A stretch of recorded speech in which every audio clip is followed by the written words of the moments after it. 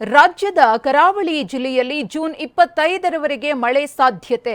ಉತ್ತರ ಕನ್ನಡ, ಉಡುಪಿ, ದಕ್ಷಿಣ ಕನ್ನಡ ಜಿಲ್ಲೆಯಲ್ಲಿ ಮಳೆಯಾಗುವ ಸಾಧ್ಯತೆ ಇದೆ. ರಾಜ್ಯದ ಕರಾವಳಿಯಲ್ಲಿ ಜೂನ್ 25ರವರೆಗೂ ಕೂಡ ಮಳೆಯಾಗುವ ಸಾಧ್ಯತೆ ಇದೆ. ಉತ್ತರ ಕನ್ನಡ, ಉಡುಪಿ, ದಕ್ಷಿಣ ಕನ್ನಡ ಜಿಲ್ಲೆಯಲ್ಲಿ ಮಳೆ ಸಾಧ್ಯತೆ. ಜೂನ್ 25ರವರೆಗೆ ಕರಾವಳಿ ಜಿಲ್ಲೆಗಳಲ್ಲಿ ಆರೆಂಜ್ ಅಲರ್ಟ್ ಅನ್ನು ಘೋಷಿಸಲಾಗಿದೆ. ರಾಜ್ಯದ ಉತ್ತರ ದಕ್ಷಿಣ ಒಳನಾಡಿನಲ್ಲಿ 2 ದಿನ ಮಳೆ ಸಾಧ್ಯತೆ ಇದೆ ಅಂತ ಮುನ್ಸೂಚನೆ ಸಿಕ್ಕಿದೆ. ಇನ್ನು ಶಿವಮೊಗ್ಗ, ಚಿಕ್ಕಮಗಳೂರು, ಹಾಸನ ಜಿಲ್ಲೆಯಲ್ಲಿ ಆರೆಂಜ್ ಅಲರ್ಟ್ ಅನ್ನು ಘೋಷಿಸಲಾಗಿದೆ.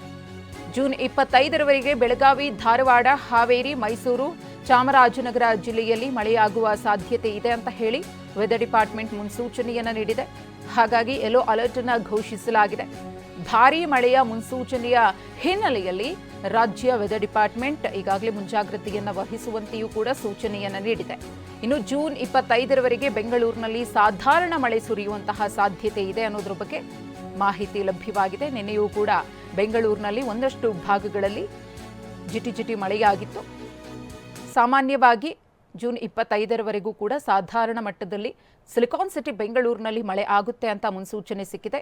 ಇನ್ನು ರಾಜ್ಯದ ಕರಾವಳಿ ಭಾಗದಲ್ಲೂ ಕೂಡ ಮಳೆ ಆಗುತ್ತೆ. ಹಾಗಾಗಿ ಎಚ್ಚರಿಕೆಯಿಂದ ಇರಿ ಅಂತ ಹೇಳಿ, ಮುಂಜಾಗ್ರತೆಯನ್ನು ವಹಿಸಿ ಅಂತ ಹೇಳಿ ವೆದರ್ ಡಿಪಾರ್ಟ್ಮೆಂಟ್ನಿಂದ ಸೂಚನೆ ಸಹ ಸಿಕ್ಕಿದೆ.